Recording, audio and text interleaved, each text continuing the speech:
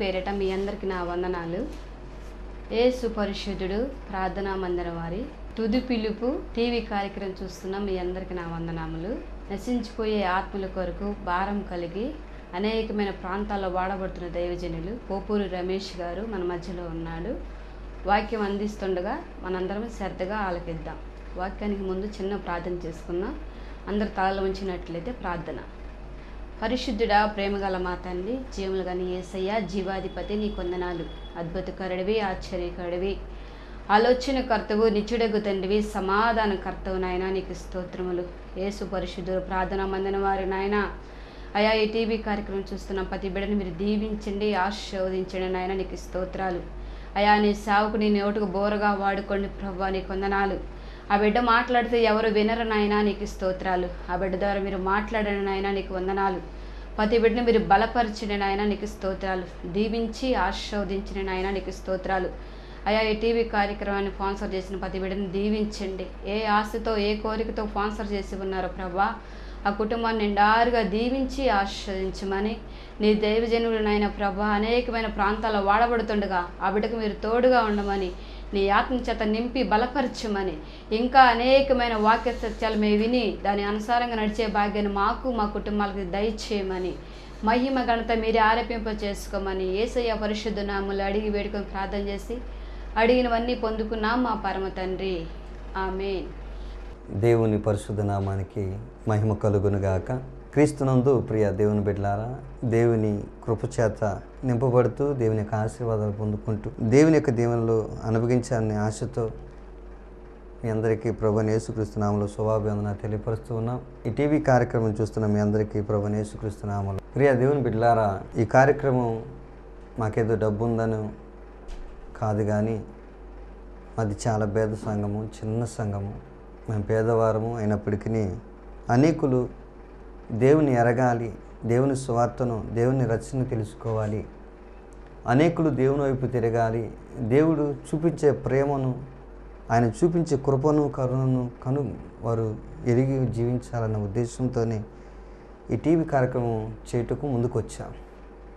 అలాగే ఈ టీవీ కార్యక్రమం ద్వారా లక్షల మంది ప్రజలు చూస్తూ ఉన్నారు, అనేకులు స్పందిస్తూ ఉన్నారు, ఫోన్లు చేస్తున్నారు, చక్కగా ప్రార్థన అవసరాలు కలిగి ఫోన్లు చేస్తున్నారు, అలాగే స్పాన్సర్ చేయటకు సిద్ధపడుతున్నారు. మీరు కూడా స్పాన్సర్ చేయటకు ప్రభు చిత్తం అయితే వేలు కాదు, లక్షలు కాదు, కొంత అమౌంట్తోనే, కొన్ని వందల రూపాయలతోనే ఈ కార్యక్రమం స్పాన్సర్ చేయడం జరుగుతుంది. కాబట్టి మీరు కూడా ఒక స్పాన్సర్ చేయాలని తలంచితే డిస్ప్లే పైన కనబడుతున్న నెంబర్కు ఫోన్ చేయండి, మీ కొరకు ప్రార్థన చేయబడుతుంది. ప్రియ దేవుని బిడ్డలారా, ఈరోజు వాక్య భాగంలో మనం జ్ఞాపకం చేసుకుందాం. నెహెమ్యా గ్రంథము 1వ అధ్యాయంలో 1వ వచనం నుండి అకల్య కుమారుడైన నెహెమ్యా యొక్క చర్యలు. 20వ సంవత్సరంలో క్లిసేవు మాసమున నేను కూసాను కోటలో ఉండగా నా సహోదరులు అననీయను ఒకడు యూదులలో కొందరును వచ్చిరి.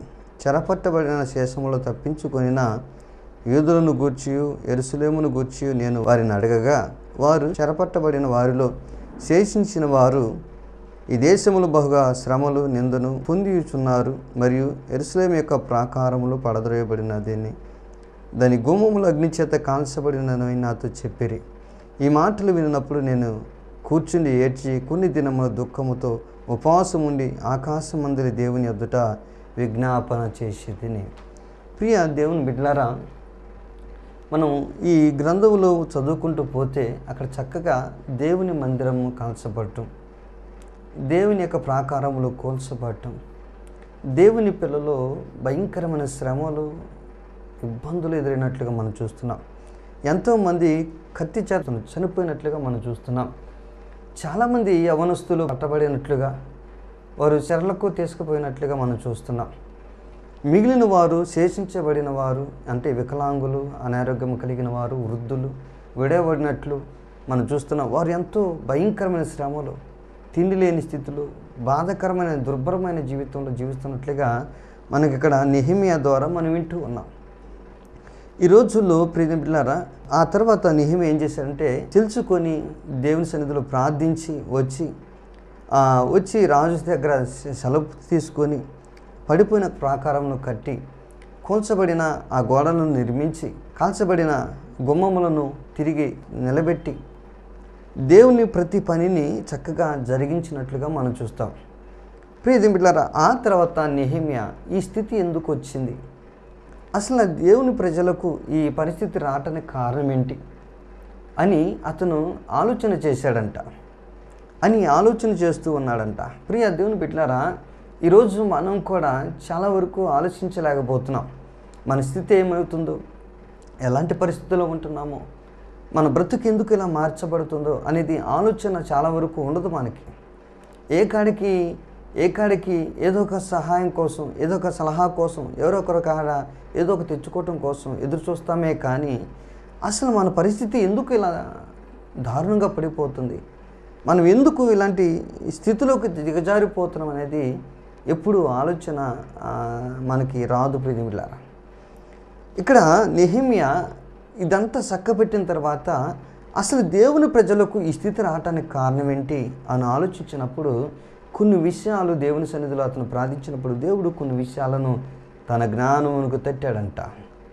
ఈరోజు దేవుని బిడ్డ, నీవు కూడా నువ్వెందుకు ఈ స్థితిలో పడిపోతున్నావు, నువ్వెందుకు పతనమవుతున్నావు, నువ్వెందుకు ఇలాంటి స్థితికి దిగజార్చబడుతున్నావు, నువ్వు ఆలోచిస్తే ఖచ్చితంగా దేవుడు ఆ స్థితి ఏంటో, ఆ పరిస్థితి ఏంటో నీకు తెలుపుతాడని దేవుని సేవకుడిగా మీకు తెలియపరుస్తున్నాను. ఈరోజు అంశము ప్రేమిలారా, దేవుని కుమారుడా, దేవుని కుమార్తె, నీ బ్రతుకు ఎలా ఉంది, ఎందుకు ఆలోచించావా? నీ బ్రతుకు ఎందుకు ఎలా ఉందో ఆలోచించావా?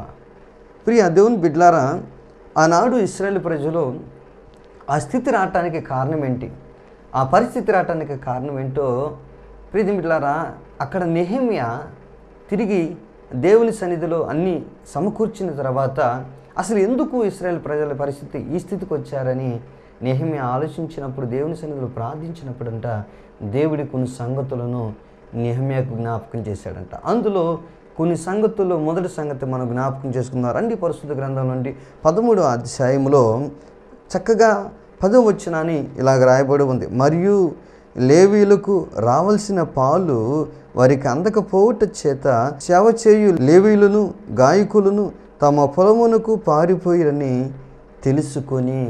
ప్రియ దేవుని బిడ్డలారా, ఇక్కడ చూస్తున్నాం, లేవీయులు అంటే సేవ చేసేవారు, దేవుని సేవకులు అంట.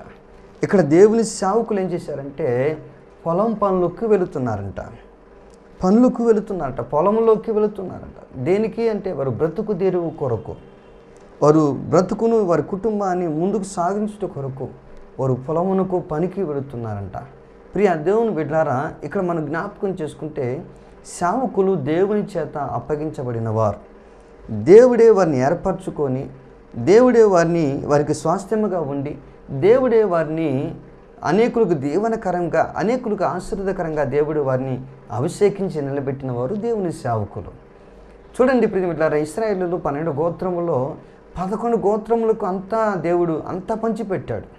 కానాను దేశాన్ని, శ్రేష్టమైన పాలు తేనెలు ప్రవహించే దేశాన్ని అందరికీ పంచిపెట్టాడు. కానీ ఈ లేవి గోత్రానికి దేవుడు స్వాస్థ్యముగా దేనికి ఇవ్వలేదు అంటే ప్రియమిత్రులారా, గమనిస్తే వారికి స్వాస్థ్యముంది నేనే అంటున్నాడు. అంటే అర్థం ఏంటి అంటే ఇక్కడ మనం చక్కగా చూసాం ఏమని, దేవునికి మరియు లేవీలకు రావాల్సిన పాలు వారికి అందకపోవట చేత, దేవునికి ఇవ్వాల్సిన భాగమును వారికి ఇవ్వకపోవటం చేత, దేవుని సన్నిధికి తేకపోవటం చేత. అంటే మనం చూస్తున్నాం, మనకి బాగా తెలుసు దేవునికి ఇవ్వాల్సిన పాలు అంటే మనం ఎక్కువ దశమ భాగం గురించి ఆలోచిస్తాం. అవును, దశమ భాగమే ప్రియమిత్రులారా, దశమ భాగము నాది, ప్రథమ ఫలము నాది అని దేవుడు సెలవిచ్చాడు కదా. నీకు తెలియదా ఆ విషయము? సహోదరుడు, నీకు తెలుసు కదా, దేవునికి ఇస్తే దేవుడు ఆశీర్వదిస్తాడని, దేవునికి ఇస్తే దేవుడు దీవిస్తాడని నీకు తెలుసు కదా. మరి ఎందుకని దేవుని సన్నిధికి నువ్వు దేవునికి ఇవ్వాల్సిన భాగమును ఇవ్వలేకపోతున్నావు? ఎందుకు? ప్రియమిత్రులారా, గమనిద్దాం మనం. ప్రియమిత్రులారా, వారు దేవుని సేవకులకు దేవునికి దశమ భాగం ఇవ్వకపోవటం ద్వారా ప్రియమిత్రులారా వారు కుటుంబాల పోషణ కొరకు పనులకు వెళ్ళినట్లుగా, పొలములకు వెళ్ళినట్లుగా మనం చూస్తున్నాం. బైబిల్ గ్రంథంలో మనం బాగా తెలిసిన గ్రంథమే మలాకీలో చూస్తున్నాం.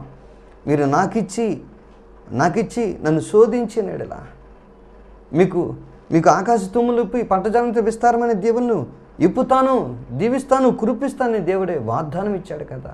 మరి దేవుడు ఇస్తున్న ఆ వాగ్దానాన్ని బట్టి వాగ్దానాన్ని పొందుకుంటున్నావు నీవు, దేవుని ఆశీర్వాదాన్ని పొందుకుంటున్నావు నీవు.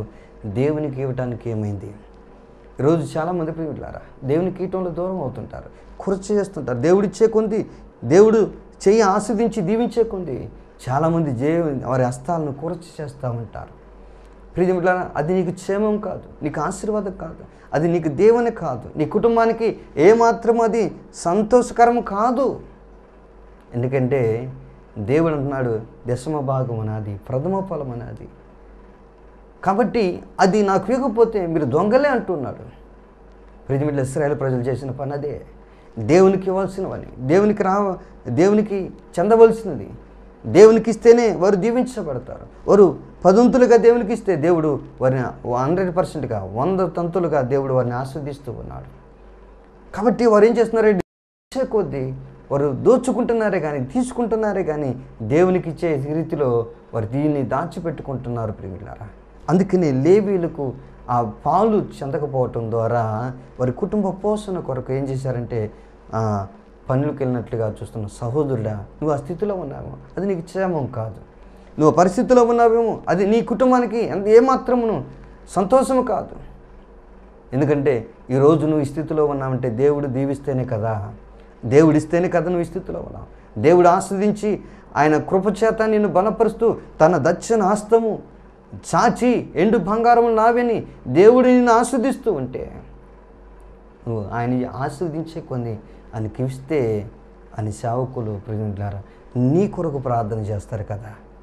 మరి ఏం చేస్తున్నావు? ఏ స్థితిలో ఉన్నావు? అందుకే ఇశ్రాయేలు ప్రజలు దేవునికి ఇచ్చే దాంట్లో వారు వెనకడుగు వేశారు. దేవునికి ఇచ్చే దాంట్లో వారు వెనకడుగు వేయటం ద్వారా వారు శ్రమను సమస్యను కొని తెచ్చుకున్నారు. కాబట్టి ప్రియులారా, మీ ఆ స్థితిలో ఉండకూడదని దేవుడు, నువ్వు ఏమై ఉన్నావో, ఎలా స్థితి కలిగి ఉన్నావో ఒకసారి ఆలోచన చేసి తిరిగి దేవుని సైపు తిరిగితే ఎంత బాగుండును కదా. తిరిగి నీ దక్షిణ హస్తము చాచి, నీ హస్తమును చాచి దేవుని బాహు కలిగిన దక్షిణ హస్తమును తిరిగి నువ్వు పొందుకొని ఆశీర్వాదకరంగా నీ జీవితం బ్రతుకు మార్చబడితే ఎంత బాగుంటుందో కదా. అందుకని దేవుడు నీతోనే మాట్లాడుతున్నాడు. దేవుడు దశమ భాగమనాది, ప్రథమ ఫలమనాది నాకు ఇచ్చి నన్ను అడిగి నన్ను శోధించి నెడలా నేను ఆకాశ తూములు నింపుతాను అంటున్నాడు కదా. సహోదరుడా, మరి దేవుడు మాట ఇస్తే తప్పుతాడా? వాగ్దానం చేసిన దేవుడు నమ్మదగిన దేవుడు కదా, నరుడు వంటి వాడు కాదు కదా ఆయన. మరి ఆయన చేసిన వాగ్దానము మరి నీ జీవితంలో ఎందుకు జరగట్లేదు? కారణం ఇదే. మొదట రెండోదిగా మనం చూస్తే ప్రియమిత్రులారా, రెండోదిగా 11వ వచనంలో అక్కడ ఉంది, నేను అధిపతులతోనూ పోరాడి దేవుని మందిరమును ఎందుకు లక్ష్య పెట్టలేదని వారిని అడిగాను. ప్రియ దేవుని బిడ్డలారా, నేను అధిపతులతో పోరాడి వారిని సమకూర్చి ఆ స్థలములో ఉంచి తిని. ప్రియ బిడ్డలారా చూడండి, నేను అధిపతులతో పోరాడి దేవుని మందిరమును ఎందుకు లక్ష్య పెట్టలేదని వారిని అడిగి తిని అంటున్నాడు. దేవుని మందిరాన్ని లక్ష్య పెట్టలా, నిర్లక్ష్యం చేశారు. దేవుని మందిరాన్ని నిర్లక్ష్యం చేశారు. ప్రియ బిడ్డలారా, దేవుని మందిరము ఉన్న ఎడల అది దేవుడే మనతో ఉన్నట్లుగా మనం జ్ఞాపకం చేసుకోవాలి. ప్రియులారా, ఆనాడు ఇశ్రాయేలు ప్రజలు ఐగుప్తులు బానిస బతుకుల్లో జీవిస్తున్నప్పుడు, బానిస తత్వంలో నాశనమయ్యే పరిస్థితిలో వారు ఇబ్బందులు పడుతున్నప్పుడు చూడండి ప్రియులారా, దేవుడే వారికి తోడుగా ఉండి, దేవుడే వారికి తోడుగా ఉండి, ముందు వెనక వారికి తోడుగా ఉండి వారు నడిపిస్తూ వారు ఉన్న స్థలంలో వారు డేరా ఇచ్చినప్పుడు ప్రియులారా, వారు గుడారం ఇచ్చినప్పుడు గుడారం మీద ఆయన మహిమను స్థిరపరిచినప్పుడు మనం చూస్తున్న ప్రియులారా ఎంత అద్భుతాలు జరిగినాయో. దేవుడే వారితో ఉన్నప్పుడు ఎంత అద్భుతం జరిగిందో. దేవుని మందిరంలో ఉంటే మనం దీవించబడతామని ఈనాడు దావీదు మహారాజు అనేక రీతిలుగా చెబుతున్నాడు కదా. నిత్య సుఖములు కలవు, నిత్య ఆశీర్వాదాలు కలవు, దేవుని సన్నిధిలో సకల సమృద్ధులు కలవని కీర్తన గ్రంథంలో అనేక మార్లు మనం వింటున్నాం, చూస్తున్నాం కదా ప్రియులారా. మరి దేవుని మందిరంలో అది పరిశుద్ధమైనది, దేవుని మందిరం దీవనకరమైనది. దేవుని సన్నిధిలోకి చేర్చబడేవాడు నిత్యము ఆశీర్వాదకరంగా మార్చబడతాడు తప్ప ఇలాంటి స్థితిలోకి రాడు. ఈరోజు నువ్వు ఆ స్థితిలో కలిగి ఉన్నావంటే కారణము దేవుని సన్నిధిని నిర్లక్ష్యం చేస్తున్నావనే. ఏ స్థితిలోనూ పడిపోతున్నావు ఒకసారి ఆలోచించావు తమ్ముడు, సహోదరుడా. కాబట్టి దేవుడు నీ కొరకే ఈ మాటలు, నువ్వు ఎదుగుదల కొరకే, నువ్వు ఆత్మీయంగా జీవించాలని, తిరిగి పూర్వ వైభవాన్ని నువ్వు కలిగి జీవించాలని దేవుడు నీతో మాట్లాడుతూ ఉన్నాడు. దేవుని మందిరాన్ని నిర్లక్ష్యం చేస్తే, దేవుని మందిరాన్ని లక్ష్య పెట్టకుండా నిర్లక్ష్యం కలిగి జీవిస్తే ఆశీర్వాదకరమైన ఆ మందిరము, దేవునికరమైన ఆ మందిరము, నీ కుటుంబానికి ఆరోగ్యకరమైన ఆ మందిరము, దాన్ని నువ్వు నిర్లక్ష్యం చేస్తే నువ్వేమవుతావు? ఒకసారి ఆలోచన చేయి. ప్రియమిట్లారా, అనారోగ్యం వచ్చినప్పుడు, రోగం వచ్చినప్పుడు హాస్పిటల్ ఎంత ప్రాముఖ్యమో, బ్రతుకున్న మనకు దేవుని మందిరం అంత ప్రాముఖ్యము, అంత ప్రాముఖ్యము. ఎందుకంటే చాలామంది అంటారు కదా, నిత్యము దేవుని సన్నిధిలో ఉండాలని కోరుకునే వాళ్ళు. మనం దేవుని వాక్యంలో చూస్తున్నాం. దేవుని సన్నిధిలో, దేవుని మందిరంలోనే ఉండాలి. దేవుని మందిరంలోనే ఉంటే నేను దీవించబడతాను, నా కుటుంబం దీవించబడింది, ఆస్వాదించబడుతుంది. ఎంతోమంది మనం వారిని వింటూ ఉన్నాం. ప్రియమిట్లారా, వారి మాటలు వింటూ ఉన్నాం. మరి నువ్వు ఈ స్థితిలో ఉన్నావంటే దేవుని మందిరాన్ని ఒకవేళ నిర్లక్ష్యం చేసావేమో. ఆనాడు ఇశ్రాయేలు ప్రజలు వారు పతనం అయిపోవటానికి, పాడైపోవటానికి, చివరికి దేవాలయం కూడా ఆ స్థితికి రావటానికి కారణం ఏంటంటే దేవుని ప్రజలైన ఇశ్రాయేలీయులు రెండోదిగా దేవుని మందిరాన్ని నిర్లక్ష్యం చేశారంట. నువ్వు ఏ స్థితిలో ఉన్నావు?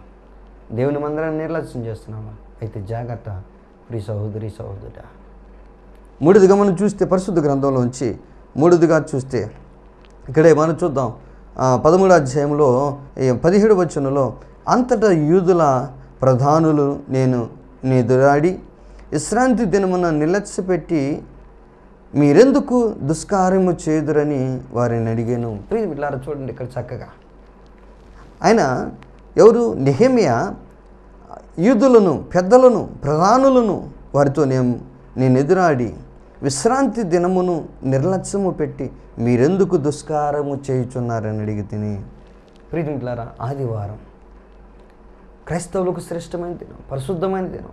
ఎందుకంటే దేవుడు సెలవిచ్చాడు కదా, 6 దినములు మీరు ప్రయాసపడి పనులు చేసుకొని కష్టపడి కష్టానికి వచ్చిన ప్రతిఫలమును అనుభవిస్తూ 7వ దినమున మీరు విశ్రాంతి దినముగా మీరు నా సన్నిధికి వస్తే నేను దీవిస్తానని దేవుడు సెలవిచ్చలే మాట గుర్తులేదా సహోదరుడా? దేవుడే మనల్ని దీవిస్తుటకు ఆయన ఇష్టపడుతున్నాడు. విశ్రాంతి దినము నాది అంటున్నాడు. 6 దినములు మీయి, 7వ దినము నాది. ఎందుకంటే 7వ దినము నువ్వు ఉన్న ఆ కొద్ది నిమిషాలు, కొద్ది గంటలు అది నీకు దీవనకరమే తప్ప, ఆశీర్వాదకరమే తప్ప ఏమాత్రము ప్రియమిట్లారా అది నీకు ఏమాత్రము అభ్యంతరకరమైనది కాదు. ఎందుకంటే విశ్రాంతి దినము అది పరిశుద్ధమైనది, పరిశుద్ధులు ఆరాధించే దినం అది. నిజమైన దేవుణ్ణి స్తుతించి గణపరిచి ఆరాధించే దినము అది. కాబట్టి విశ్రాంతి దినమును నిర్లక్ష్యం చేస్తున్నాం. ఈ రోజుల్లో చాలామందిని మనం చూస్తే ప్రియమిట్లారా విశ్రాంతి దినమును ఎలా నిర్లక్ష్యం చేస్తున్నారంటే చూడండి, గమనించండి ప్రియమిట్లారా, గమనించండి. ఏమంటున్నారు అని తెలుసా? లేటుగా వస్తే అమ్మా ఎందుకు వచ్చారు లేటుగా అంటే, అయ్యా బయలుదేరి వచ్చే ముందే మా బంధువులు ఇచ్చారు, బయలుదేరి వచ్చే ముందే నా భర్త చికెన్ తెచ్చాడు, లేదా బయలుదేరి వచ్చే ముందు నా భర్త ఇంకా 10 అలా నా బిడ్డలను అలా అని చెబుతూ రకరకాల సాకులు చెబుతూ ఉంటారు. ప్రియమిట్లారా, వారు వచ్చినప్పుడు దాన్ని పక్కన పడేసి నాకు దేవుని మందిరం ముఖ్యం, దేవుడి సన్నిధి ముఖ్యం అని జ్ఞాపకం చేసుకుని ముందుకు వస్తే ఎంత బాగుంటుంది. నీ ఇంటికి బంధువులు వచ్చారు ఆదివారం, వారు దేవుని ఎరగని వారు కాబట్టి ఆదివారం నీ ఇంటికి వచ్చారు. అసమంటి టైంలో నువ్వు వాళ్ళు దేవుని ఎరగని వారు కాబట్టి నువ్వేం చేయాలంటే, అయ్యా దేవుని మందిరానికి వెళ్ళొస్తాను మీరు కూర్చోండి అని చెప్పటం. ఎందుకంటే రెండోసారి వాళ్ళు దేవుని మందిరం ఆదివారము ఆరాధన సమయంలో రారు. ఇంకా నువ్వు అలా చేస్తే రెండోసారి రారు. ఎందుకంటే దేవుడే ప్రాముఖ్యం, మనకి దేవుని మందిరమే ప్రాముఖ్యం, దేవుని దినమే మనకు ప్రాముఖ్యం. క్రైస్తవులకు ప్రియమిట్లారా అది దీవనకరమైంది, అది ఆశీర్వాదకరమైంది, అది ఆరోగ్యకరమైంది, మన కుటుంబానికి క్షేమకరమైంది విశ్రాంతి దినము. ప్రియమిట్లారా జ్ఞాపకం చేసుకొని ప్రియమిట్లారా అక్కడ మనం గమనించి చూస్తే వారు దేవుని ప్రియమిట్లారా విశ్రాంతి దినమును నిర్లక్ష్యం చేశారంట. విశ్రాంతి దినాన్ని నిర్లక్ష్యం చేశారంట. ప్రియమిట్లారా ఈరోజు ఒకవేళ నువ్వు దేవుని దినాన్ని, విశ్రాంతి దినాన్ని, పరిశుద్ధమైన దినాన్ని నిర్లక్ష్యం చేస్తున్నాము, జాగ్రత్త. దేవుని పరిశుద్ధమైన దినాన్ని నిర్లక్ష్యం చేస్తున్నాము, జాగ్రత్త. ఆ దినము నీకు దేని కొరకు దేవుడు ఇచ్చాడు అంటే అనుకుంటున్నావు దేవుడు నాదే ఆ దినం అంటున్నా. కాదు, దేవుడు నిన్ను ఆస్వాదించుటకే. నువ్వు పడిన ప్రయాసంతా, నువ్వు పడిన కష్టమంతా నీకు తిరిగి రీఛార్జ్ చేసినట్లుగా, అంటే సంతోషాన్ని ఇచ్చినట్లుగా, ఎనర్జీని ఇచ్చినట్లుగా, నేను చక్కగా బలపరుచున్నట్లుగా, దేవుని సన్నిధిలో నువ్వు పడిన శ్రమంతా, నువ్వు దేవుని సన్నిధిలో పడిన బాధంతా అక్కడ దేవుడు నిన్ను తిరిగి ఆ శ్రమకు తగ్గ ప్రతిఫలమును తిరిగి నిలబెట్టి రాబోతున్న వారంలో నిన్ను బలపరచుటకే విశ్రాంతి దినాన్ని దేవుడు ఏర్పరిచాడు. కాబట్టి ఈ విశ్రాంతి దినమును నిర్లక్ష్యం చేయకూడదు. ఆనాడు యూదులు ప్రియులారా యెరూషలేములో ఉన్నవారు ఏం చేశారంటే దేవుని దినాన్ని, విశ్రాంతి దినాన్ని నిర్లక్ష్యం చేశారంట. నిర్లక్ష్యం చేశారు కాబట్టి రాజులు వచ్చి వారిని దోచుకున్నారు. అనేక మంది వచ్చి వారిని పతనమైన పరిస్థితులకు తీసుకెళ్లారు. యవనస్తులను అడ్డం తిరిగిన వారిని చంపేశారు. అనేక మంది యవనస్తులను శరలకు తీసుకెళ్లారు. అనేకమైన సొమ్మును దోచుకున్నారు. చివరికి వీరి జీవితం ఎలా ఉందంటే దుర్భరంగా ఎంతో భయంకరమైన జీవితంలో జీవిస్తూ ఉన్నారు ప్రియులారా. కాబట్టి గమనించండి, మన జీవితం అలా ఉండకూడదు, మన బ్రతుకులు అలా ఉండకూడదని దేవుడు నీ కొరకే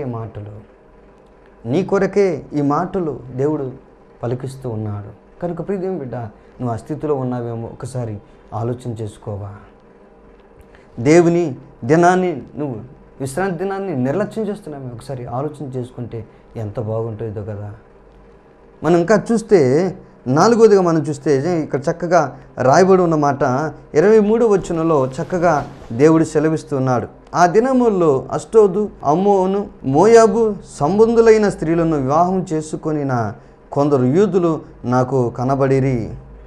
ప్రియ దేవుని బిడ్డలారా, ఇక్కడ జ్ఞాపకం చేసుకుంటే దేవుడు తన పిల్లలకు ఒక నిబంధన చేశాడు వారి పిల్లలతో. ఏమని అంటే, మీరు అన్య జాతి స్త్రీలను కానీ పురుషులు కానీ మీరు వివాహం చేసుకోకూడదు.